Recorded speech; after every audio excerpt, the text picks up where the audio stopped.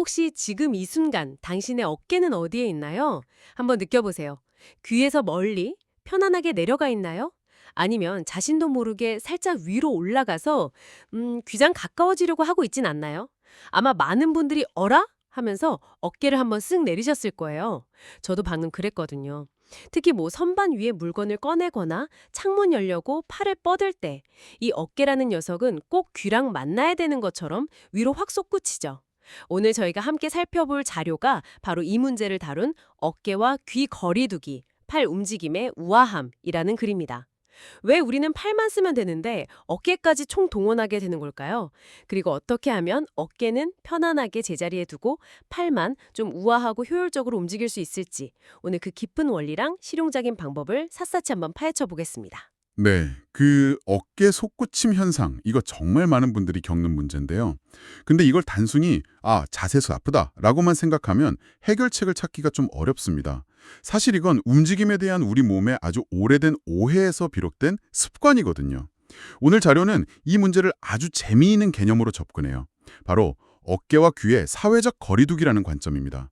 이 개념을 통해서 우리 몸의 움직임 패턴을 근본적으로 다시 생각해보는 시간을 가져보려고 합니다. 어깨와 귀의 사회적 거리두기라니 표현이 정말 귀에 쏙쏙 박히네요. 꼭 필요한 거리두기 같은데요.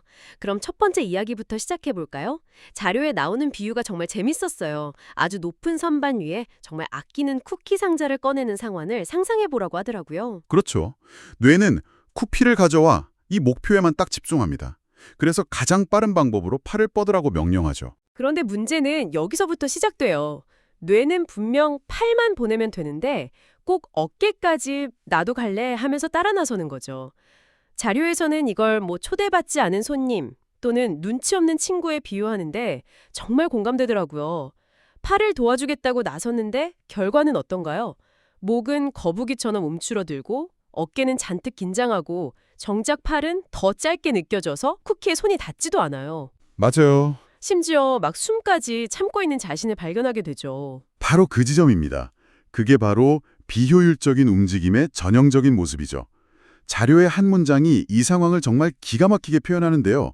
어깨가 귀에 닿으려는 건 세상에서 가장 불필요한 스킨십입니다. 팔의 움직임을 돕기는커녕 오히려 방해하고 몸 전체에 불필요한 긴장만 더하는 패턴이라는 겁니다. 근데 궁금한 게 있어요. 왜 이런 습관이 생기는 걸까요? 어릴 때부터 그랬던 것 같진 않은데 특히 저처럼 하루 종일 컴퓨터 앞에 앉아있는 사람들한테 더 심한 것 같기도 하고요. 스트레스랑도 관련이 있을까요? 아주 좋은 질문입니다. 그 원인을 이해하는 게 중요한데요. 복합적입니다. 첫째로 말씀하신 것처럼 현대인의 생활 방식과 아주 밀접한 관련이 있습니다. 컴퓨터 작업처럼 상체를 고정하고 미세한 움직임을 반복하면 우리도 모르게 어깨랑 목 주변 근육이 항상 긴장 상태를 유지하게 돼요. 아, 이걸 준비 상태로 착각하는 거죠. 그래서 팔을 쓰려고 하면 이미 긴장해 있던 어깨가 과잉 반응을 하면서 먼저 툭 튀어나가는 겁니다. 그렇군요. 둘째는 심리적인 요인, 즉 스트레스 반응입니다. 위험을 감지하면 몸을 움츠리는 건 동물의 본능적인 방어 기제거든요. 근데 현대사회에서는 그 위험이 상사의 잔소리나 마감 압박 같은 스트레스로 나타나죠. 네네. 그럴 때마다 우니뭉우는 자기도 모르게 어깨를 으쓱하면서 방어 자세를 취하고 이게 만성적인 습관으로 굳어지는 겁니다. 아, 듣고 보니 정말 그러네요. 뭔가 열심히 해야겠다. 젖먹던 힘까지 내야지 할 때 저도 모르게 어깨에 힘이 바짝 들어가거든요. 그게 팔을 쓰는 움직임에도 그대로 적용되는 거군요. 정확합니다. 노력은 곧 긴장이다 라는 잘못된 공식이 몸에 각인된 거죠. 알렉산더 테크닉에서는 바로 이 무의식적인 습관의 고리를 끊는 것에서부터 변화가 시작된다고 봅니다. 그래서 어깨와 귀의 사회적 거리두기가 필요한 거고요. 이 거리두기가 어떻게 우리 몸에 자유를 주는지 이제 그 핵심 원리로 한번 들어가 보겠습니다. 네, 핵심 원리 기대됩니다. 자료에 인용된 해외 알렉산더 테크닉 지도자들의 표현이 나오던데요. Let the arm move independent of the shoulder girdle.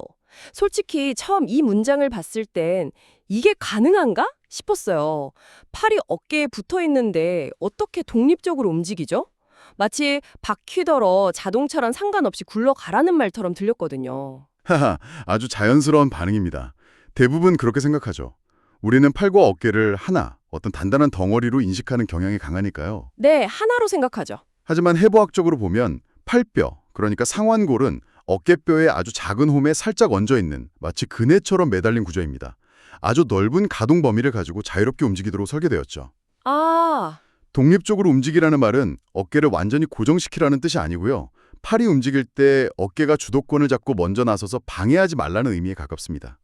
주도권 싸움 같은 거군요. 항상 어깨가 대장 노릇을 하려고 되는데 이제 팔에게 그 역할을 돌려주라는 거네요. 맞습니다. 그럼 그 독립적인 움직임을 가능하게 하려면 구체적으로 뭘 어떻게 해야 하는 건가요? 그걸 이해하기 위해서 자료에서 제시하는 두 가지 핵심적인 안정화 원칙을 살펴봐야 합니다. 첫 번째는 등을 넓게 유지하기, 즉 widening the back입니다. 보통 우리는 팔을 들 때, 특히 힘을 쓴다고 생각할 때 등을 좁히면서 견갑골, 흔히 날개뼈라고 하죠. 네, 날개뼈요. 이 날개뼈를 척추 쪽으로 꽉 조이는 경향이 있습니다. 맞아요. 뭔가 단단하게 고정해야 힘을 잘 쓸 수 있을 것 같은 느낌이 들어요. 운동할 때도 등에 힘 꽉 줘 이런 말 많이 듣잖아요. 바로 그 고정관념을 깨야 합니다. 알렉산더 테크닉의 제안은 정반대예요. 등을 척추 쪽으로 모으는 게 아니라 오히려 양옆으로, 겨드랑이 쪽으로 넓게 펼친다고 상상해야 합니다. 펼친다고요? 네, 등이 넓어져야 비로소 팔이 자유롭게 움직일 수 있는 공간이 확보되고 견갑골도 부드럽게 움직일 수 있습니다. 좁은 문을 통과하는 것과 넓은 광장을 가로지르는 것의 차이라고 할 수 있죠. 공간 확보라 생각의 전환이네요. 힘을 주려면 조여야 한다는 생각만 했는데 오히려 넓게 펼쳐줘야 한다니. 두 번째 원칙이 이 개념을 더 명확하게 해줍니다. 바로 안정적인 기반으로서의 등인데요. 자료에서 정말 멋진 비유를 사용합니다. 크레인과 지반 비유죠. 크레인과 지반이요? 네, 여기서 팔은 물건을 들어올리는 크레인 암이고요. 등과 몸통은 그 크레인을 굳건히 받치는 지반입니다. 한번 상상해 보세요. 크레인이 수십 톤의 자재를 안전하게 높이 들어올리려면 지반이 어때야 할까요? 당연히 단단하고 넓게 버텨줘야죠. 지반이 물렁하거나 크레인을 따라 같이 들썩거리면 바로 대형 사고가 나겠죠. 바로 그겁니다. 우리 몸도 똑같습니다. 팔이라는 크레인이 자유롭게 움직여서 저 높은 곳에 쿠키를 가져오려면 등과 몸통이라는 지반은 안정적으로 그 자리를 지켜줘야 합니다. 아, 그런데 우리가 습관적으로 하는 것처럼 지반인 어깨가 크레인인 팔을 따라 함께 들려버리면 네. 전체 구조는 불안정해지고 움직임은 비효율적이 되고요. 결국 목과 어깨에 과부하만 걸리게 되는 거죠. 낭비된 에너지로 쿠키를 먹으려다 목에 담이 오는 셈입니다. 와, 크레인과 지반, 이 비유 하나로 문제가 정말 선명해지네요. 제가 어깨를 들어 올리면서 썼던 그 모든 힘이 사실은 지반을 흔드는 쓸데없는 낭비였다는 거군요. 그러고 보니 자료에 나오는 또 다른 표현도 이와 맥을 같이 하는 것 같아요. 견갑골을 등산화처럼 위로 올라가는 것이 아니라 넓게 미끄러지는 받침대로 생각하세요. 이 문장도 참 직관적이에요. 네, 그 표현도 정말 전곡을 찌르죠. 여기서 등산화 비유가 의미하는 바가 뭘까요? 많은 사람들이 팔을 들 때 마치 등산화 끈을 위로 확 잡아채듯이 견갑골을 위로 차 올리는 힘을 사용합니다. 아, 이게 바로 어깨가 귀를 향해 솟구치는 아주 직접적인 원인이 되는 거죠. 차 올린다. 정말 그런 느낌이에요. 팔을 드는 게 아니라 어깨로 뭔가를 들어 올리는 느낌. 제 어깨가 거의 등산화 앞코처럼 뾰족해지는 기분마저 들어요. 그렇죠. 반면에 넓게 미끄러지는 받침대라는 이미지는 완전히 다른 움직임의 질을 제시합니다. 이 이미지는 견갑골이 등 위에서 제자리를 지키면서 팔의 움직임에 따라 부드럽게 회전하며 지지하는 역할을 해야 한다는 걸 의미해요. 지지요. 네, 위로 솟구쳐서 방해하는 게 아니라 안정적인 기반이 되어주는 거죠. 그래서 팔이 위로 올라갈 때 이상적인 견갑골의 움직임은 위로 솟는 게 아니라 오히려 반대 방향, 즉 등 뒤에서 엉덩이 쪽으로 부드럽게 미끄러져 내려가는 듯한 느낌을 유지하는 겁니다. 잠깐만요. 그게 좀 헷갈리네요. 팔은 위로 올라가는데 날개뼈는 아래로 내려간다니? 서로 반대 방향으로 움직인다는 게 상식적으로 잘 이해가 안 가는데요. 아주 중요한 포인트를 짚어주셨어요. 이게 바로 이 세모운 움직임을 배울 때 가장 어려운 부분이면서도 핵심적인 감각입니다. 물론 해부학적으로 견갑골이 완전히 아래로만 내려가는 건 아닙니다. 상방회전이라는 움직임이 일어나죠. 아, 네. 하지만 우리의 감각과 의도는 아래를 향해야 한다는 겁니다. 왜냐하면 우리의 기존 습관이 너무나도 강력하게 위로만 향해 있기 때문이죠. 그렇죠. 맨날 위로만 올라가니까. 네, 그 위로 솟구치려는 힘에 대한 균형추 역할로서 아래로 넓게 미끄러진다는 의도적인 방향성을 가져야만 비로소 견갑골이 제자리에서 안정적으로 회전할 수 있는 최적의 상태가 만들어집니다. 위로 향하는 팔의 움직임과 아래로 향하는 등의 안정감, 이 두 힘의 균형이 우아한 움직임의 비밀인 셈이죠. 균형추 역할이라 이제 좀 알겠네요. 제멋대로 솟아오르려는 어깨를 붙잡아주는 닷 같은 느낌이겠군요. 와, 정말 움직임에 대한 관점을 완전히 뒤집는 이야기네요. 그럼 이제 이론은 충분히 들은 것 같으니 청취자분들이 직접 따라해볼 수 있는 실전 가이드로 넘어가 볼까요? 좋습니다. 지금 계신 곳에서 편안하게 앉거나 서서 창문을 열거나 눈앞에 가상 선반에서 책 한 권을 꺼내는 상황을 상상하면서 한번 천천히 따라와 보시길 바랍니다. 서두르지 않는 게 중요합니다. 자, 첫 번째 단계는 멈춤. 알렉산더 테크닉 용어로는 인히비션입니다. 팔을 들어 책을 꺼내야겠다는 생각이 떠오른 바로 그 순간 아무것도 하지 않고 의도적으로 잠깐 멈추는 겁니다. 움직이기 직전에 멈추라니 성격 급한 저에겐 좀 힘든 주문인데요. 왜 멈춰야 하죠? 그 멈춤이 없으면 우리는 100% 기존의 습관대로 움직이게 됩니다. 생각이 떠오르는 순간 0.1초 만에 어깨가 먼저 으쓱하고 반응하거든요. 아, 이 자동 반응의 고리를 끊어낼 시간을 버는 겁니다. 오래된 습관이라는 고속도로에서 잠시 빠져나와 새로운 길을 탐색할 기회를 주는 거죠. 그렇군요. 자, 멈추셨다면 이제 두 번째 단계, 상상과 방향 제시, 즉 다이렉션입니다. 눈을 감으셔도 좋습니다. 이제부터 몸에 새로운 지도를 그려주는 거예요. 당신의 양쪽 견갑골이 등 뒤에서 마치 따뜻한 버터가 녹아내리듯 혹은 녹아내리는 아이스크림처럼 넓고 무겁게 아래로 그리고 양옆으로 퍼져나가는 모습을 상상해 보세요. 녹아내리는 아이스크림, 듣기만 해도 어깨 긴장이 스르르 풀리는 이미지네요. 저도 지금 해보고 있는데 확실히 어깨가 아래로 차분해지는 느낌이 들어요. 좋은 이미지죠? 그리고 마음속으로 주문을 외우듯 되뇌어 보세요. 목은 자유롭게, 머리는 위로, 등은 길고 넓게, 어깨는 귀에서 멀어진다. 이 생각만으로도 이미 우리 신경계는 새로운 움직임을 준비하기 시작합니다. 자, 이제 마지막 세 번째 단계. 움직임의 시작과 실행, 즉 액션입니다. 드디어 움직이는군요. 어떻게 시작해야 할까요? 절대 팔에 힘을 주어 들어 올리지 마세요. 대신 손끝에 투명한 헬륨 풍선이 하나씩 매달려 있다고 상상해 보세요. 헬륨 풍선이요? 네, 그 풍선이 저절로 하늘로 떠오르는 힘에 이끌려서 손이 가볍게 아주 천천히 올라가는 겁니다. 내가 움직이는 게 아니라 움직임이 나에게서 일어나도록 허용하는 거죠. 이때 아주 중요한 디테일이 있습니다. 팔꿈치는 무겁게 바닥을 향하는 느낌을 계속 유지하세요.